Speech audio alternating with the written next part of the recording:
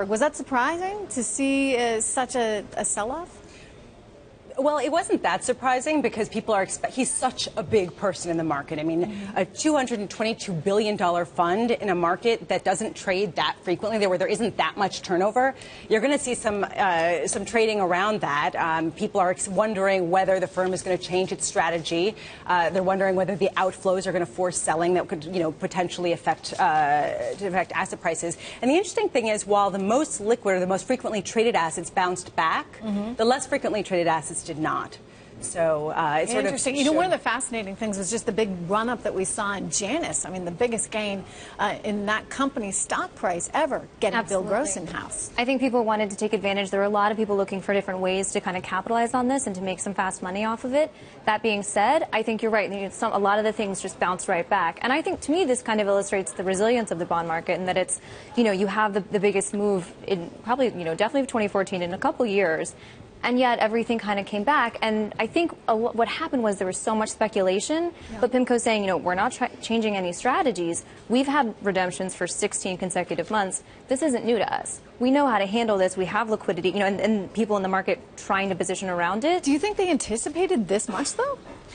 I don't think they were anticipating much. I don't think that they were prepared for this. I mean, they were prepared as far as who would come in and step in, but I don't think that they were expecting him to resign. I don't know. If you're in-house for the past few months, you're sitting there and you're saying this situation is deteriorating. This is getting worse and worse. If I'm Dan Ivison and I'm threatening to quit, you know that something's coming. So either way you slice it, either I'm out the door, Bill's out the door, something's going to happen, and it's going to be a little bit disruptive. Didn't this seem as though it was resolved when Mohammed left, though?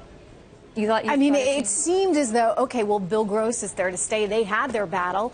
Mohammed left. Bill was there.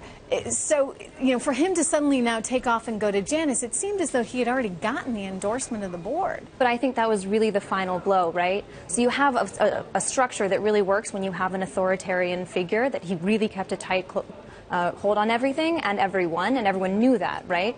And so the minute that his authority was undermined and he lost the performance track record for a little bit, he lost the kind of credibility externally, and it's not so much that people smelled blood so much as you just said, okay, this reign is kind of over, and these very competitive, very ambitious traders and portfolio managers kind of saw an opportunity. So what happens to Pimco now?